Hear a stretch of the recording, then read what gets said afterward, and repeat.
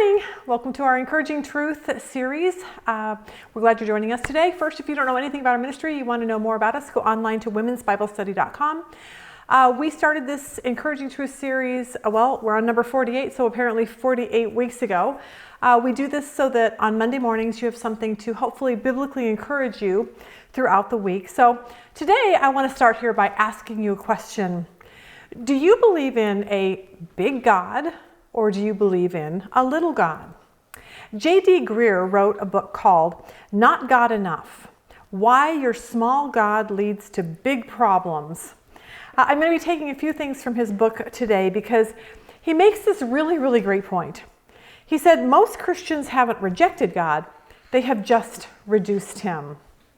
He tells this really cool story of a professor of Old Testament at Princeton University. His name was Dr. Robert Wilson. One of Professor Wilson's students would go on to become the really famous preacher, Dr.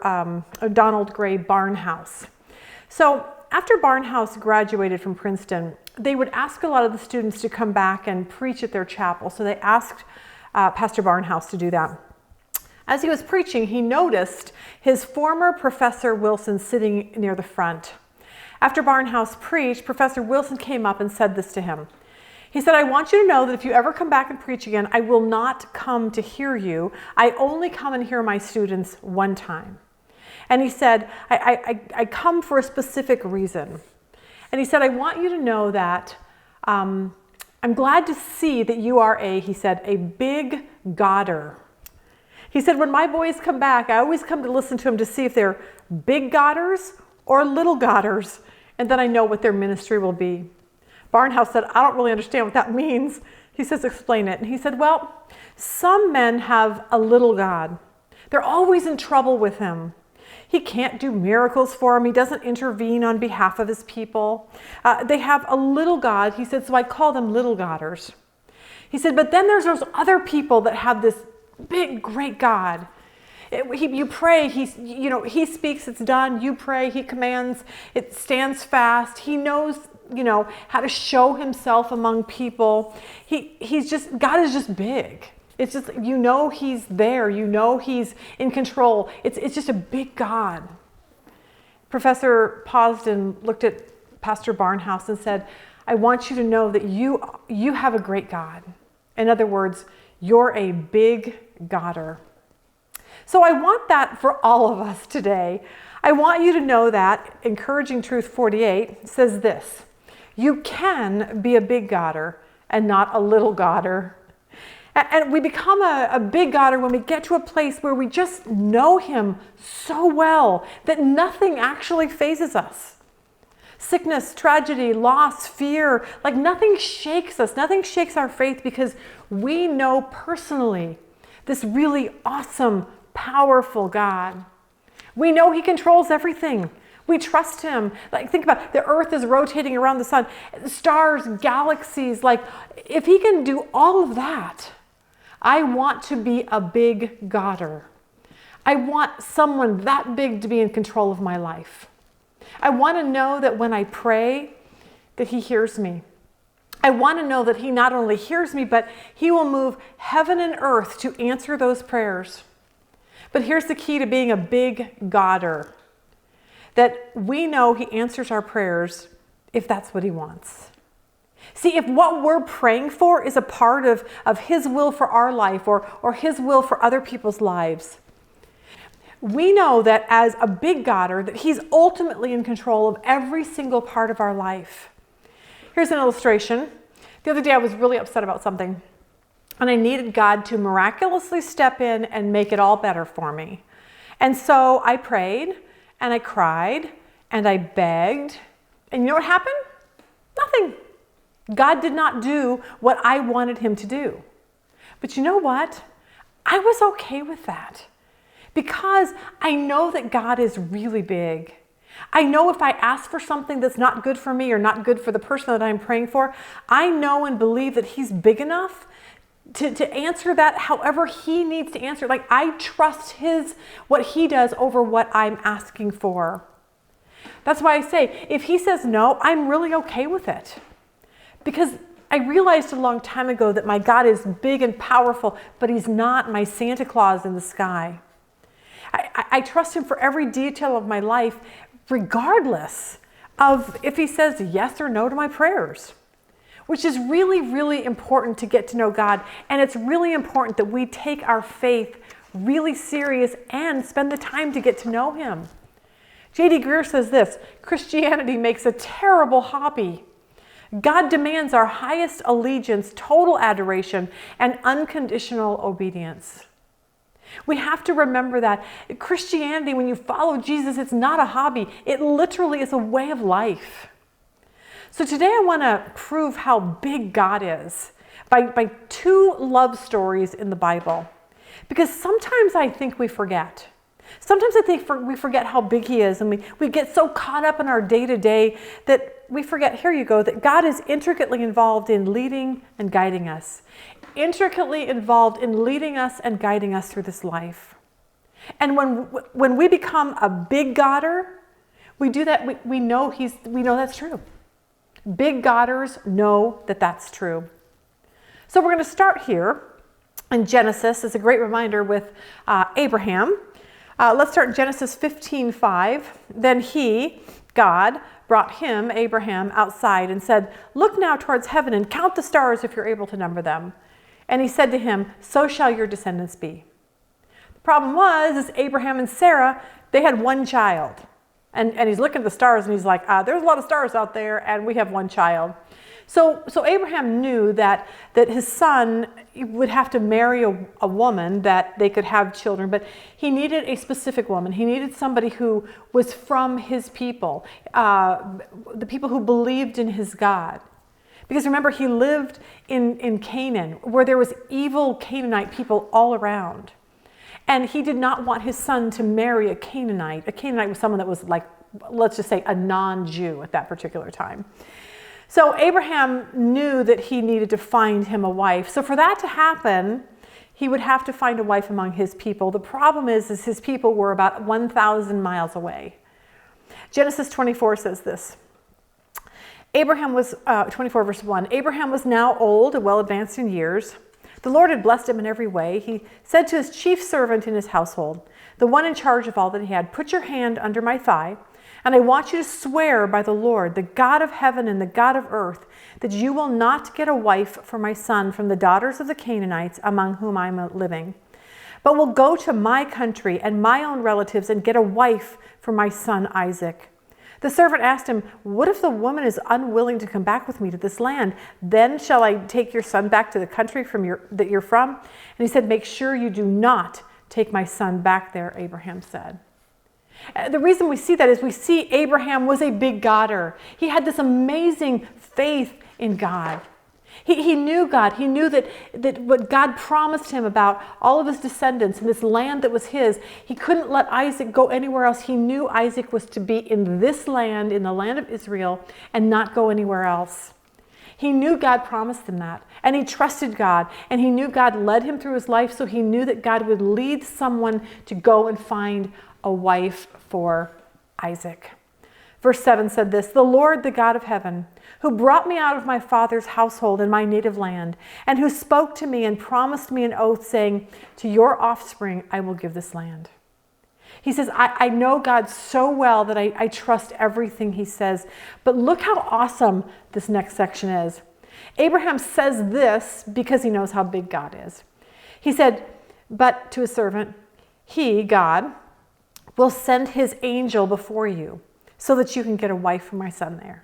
He just knew. He just knew God would take care of this. And so if it meant sending an angel to go pave the way, that's what God would do. Abraham was a big Godder.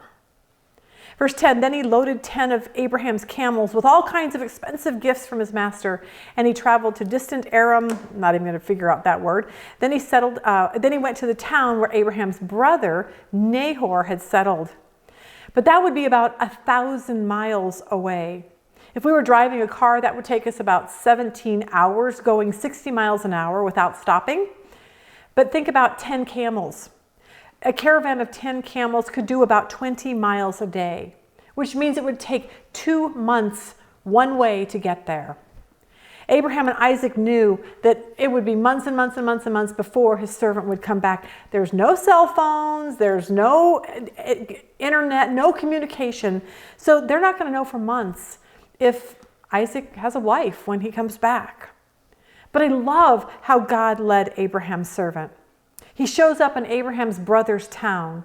Verse 11 says this, he had the camels kneel down near the well outside the town. It was towards evening, the time the women go out to draw the water. Then he prayed, O Lord, God of my master, Abraham, give me success today and show kindness to my master, Abraham. He's praying, God, I'm praying that you will give favor on whatever's about ready to happen here.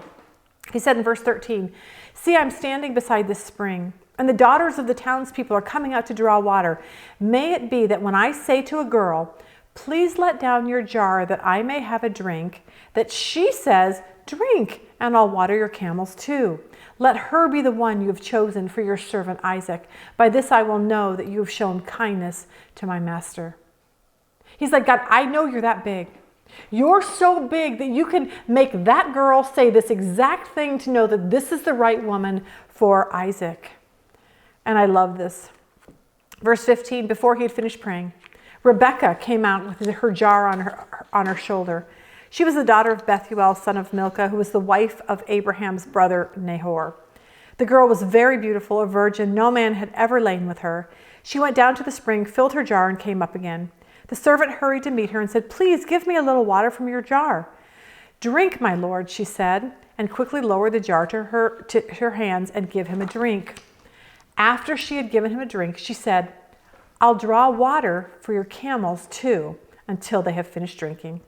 So she quickly emptied her jar into the trough, ran back to the well to draw more water, and drew enough for all 10 camels. That is kind of an awesome woman, because watering 10 camels, that's a lot of work. But that's just who she was. And it was so exciting that she did exactly what the servant asked God to have her do if this was the right woman. So verse 21, without saying a word, the man watched her closely to learn whether or not the Lord had made his journey successful. So he waits and he waits and he watches her. And then verse 22, when the camels had finished drinking, the man took out a gold nose ring weighing a beka and 2 gold bracelets weighing 10 shekels. Then he asked, whose daughter are you? Please tell me, is there room in your father's house for us to spend the night? And she answered, I'm the daughter of Bethuel, the son of Milcah, born to Nahor. And she added, we have plenty of straw and fodder, as well as room for you to spend the night. Then the man bowed down and worshipped the Lord, saying, praise be to the Lord, the God of my master Abraham, who has not abandoned his kindness and faithfulness to my master. As for me, the Lord has led me on this journey to the house of my master's relatives. God led the servant basically to Abraham's brother's house. The servant goes into the house, explains why he's there. Abraham has a son named Isaac. Isaac is looking for a wife from his homeland. The servant recounts everything, his prayer, what he prayed, and then how Rebekah showed up. And so they just asked Rebekah, do you want to go and marry a man that you really have never met before? And she's looking around and she's like, I don't know, it's a lot of jewelry, a lot of camels, a lot of wealth, like, duh, of course I'm gonna go. So that's probably her thinking. Verse 61, then Rebekah and her maids got ready and mounted their camels and went back with the man. So the servants took Rebekah and left. Now Isaac had come from Bir Lahoi Roi, for he was living in Negev. He went out to the field one evening to meditate. He looked up and saw the camels approaching. Rebekah also looked up and saw Isaac. She got down from her camel and asked the servant, who is that man in the field coming to meet us? He is my master, the servant answered. So she took her veil and covered herself. Then the servant told Isaac all he had done. Isaac brought her into the tent of his mother Sarah, and he married Rebekah. So she became his wife, and he loved her, and Isaac was comforted after his mother's death. See, I love this story because it reminds us that God is really, really that intricately involved in our lives. I look at how our oldest son, Rob, met his wife. He goes on a mission trip, like with a completely different ministry, but his wife went on the same mission trip, but she was with a completely different ministry. She just went to cook. And God worked all the details out so that they could meet. We have another son, Micah. He sees this beautiful girl at college, but he finds out she has a boyfriend. But then months later, he hears that she and the boyfriend broke up. And he's like, hello, let's go out and let's get married, basically that fast. But I think, what if he never went to that college? Like, if you could see what we went through to get him to that particular college, it really was miraculous. I look at Cheyenne's new job that she got. Rob and I are totally amazed, like how God worked out all the pieces for her to get the most perfect job for her.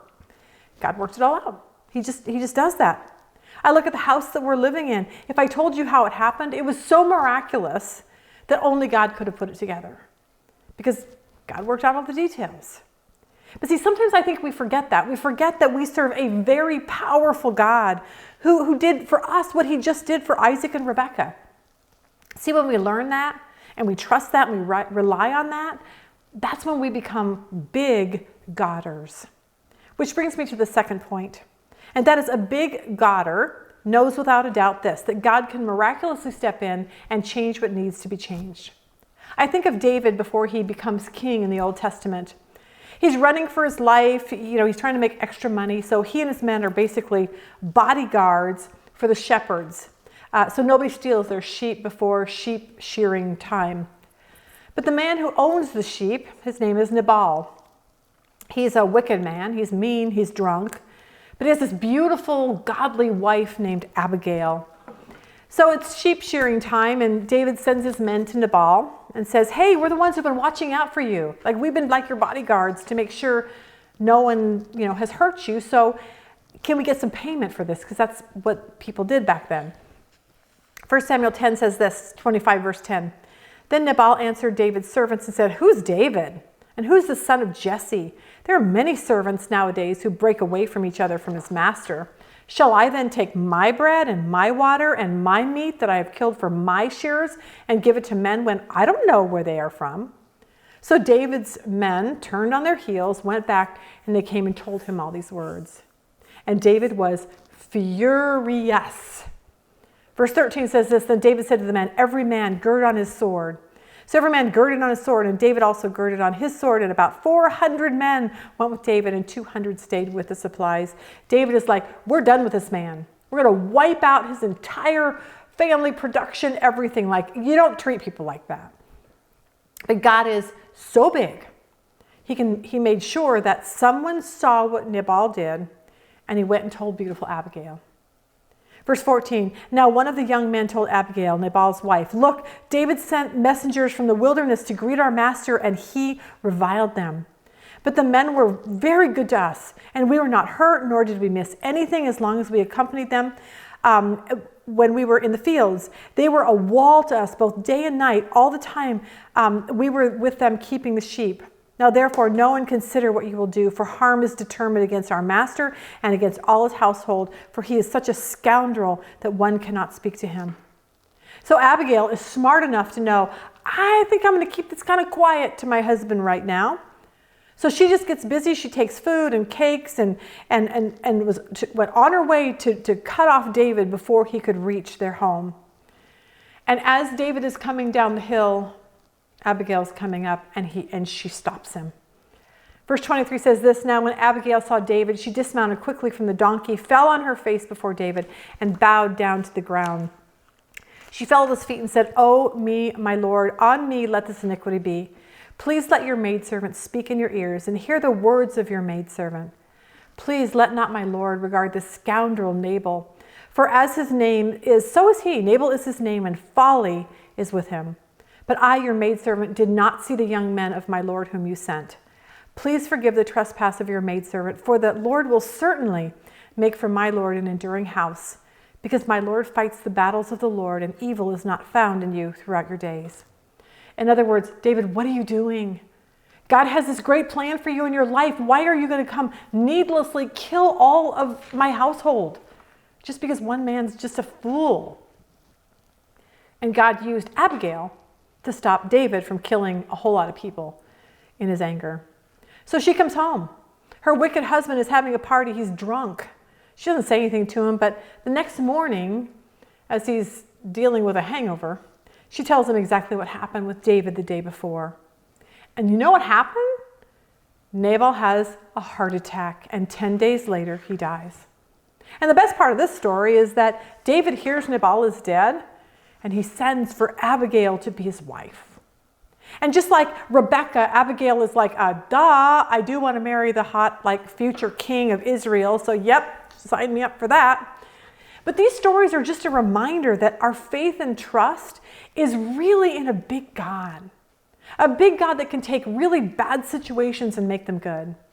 A big God that can make someone have a heart attack and die, or have a heart attack and be healed.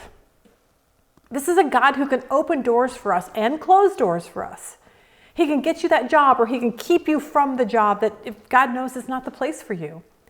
He can make sure that that right guy asks you to marry him, but he's also big enough to turn that guy's heart to break it off with you if it's not the right one.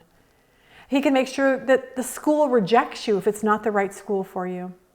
See, he's so big and powerful that God can change hearts and minds, and he can change the weather if he wants to. And these two stories are just a great reminder that the same God who did this for Abigail and Rebecca is the same God that is leading you and I through our life today. I want to end with a really cool story from JD's book. Hopefully it will tie everything together for us. Vance Pittman, he leads a remarkable church in the heart of Sin City, Las Vegas. Vance is a gifted pastor and teacher, but he'll be the first one to say that his success with Hope Church in Las Vegas has very little to do with his leadership skills. He says the vision for Hope Church was not even born in his heart. It's not like he was like, oh, one day I want to go to Las Vegas and build a church. It wasn't even like that. It began in the heart of a small immigrant woman who moved to Las Vegas from the Philippines. She started praying for a place she could bring her co-workers to hear the gospel. Vance explains this: when God called my family to Las Vegas, you couldn't have picked a place that was farther off my radar. You see, I'm from Alabama. Where I grew up, people didn't go to Las Vegas. This made me laugh. Or if they did, they didn't tell anybody. They don't believe Las Vegas is actually hell, but that you can smell it from there. But we knew God had called us to go. In our first week in Las Vegas, my wife and I were sitting at home when the phone rang. On the other end of the line was a Filipino woman named Letty Peralta. She said, Pastor, we've never met. I'm from the Philippines. I moved to Hong Kong to make money for my family. While living there, I met an American family. I became their nanny. My family was very poor, so I sent most of my paycheck back to my family in the Philippines. She said the American family became like family to me. When they moved to the United States, I went with them. We moved to a suburb north of Atlanta called Woodstock. Remember that name. While living there, I heard a man named Johnny Hunt, remember that name, preach the gospel at, here you go, First Baptist Church of Woodstock. Something I'd never before heard, and it changed my life. But we weren't in Atlanta very long. We soon moved to Las Vegas. That was 1.5 years ago. She said, since we moved here to Las Vegas, I have been praying every day that Pastor Johnny Hunt's church, First Baptist Church of Woodstock, would start a church in Las Vegas.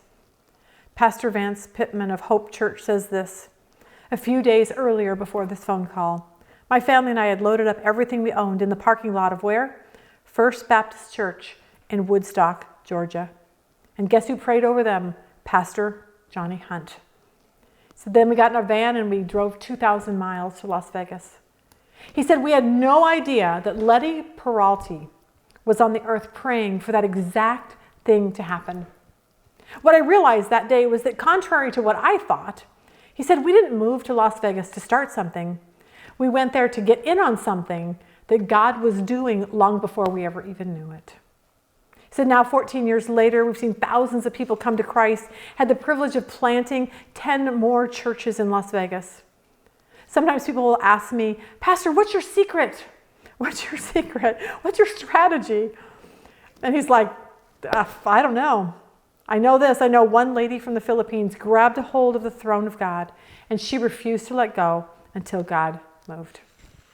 See, what's the odds of that? And I think it's just not a matter of odds. It's a matter of having a really, really big God that we know can do anything. So let's do everything we can. Open our Bibles, read stories like this. Read it because we want these stories to build our faith. Because that is how we become a big Godder. Hope you have a really good week being a big Godder. you.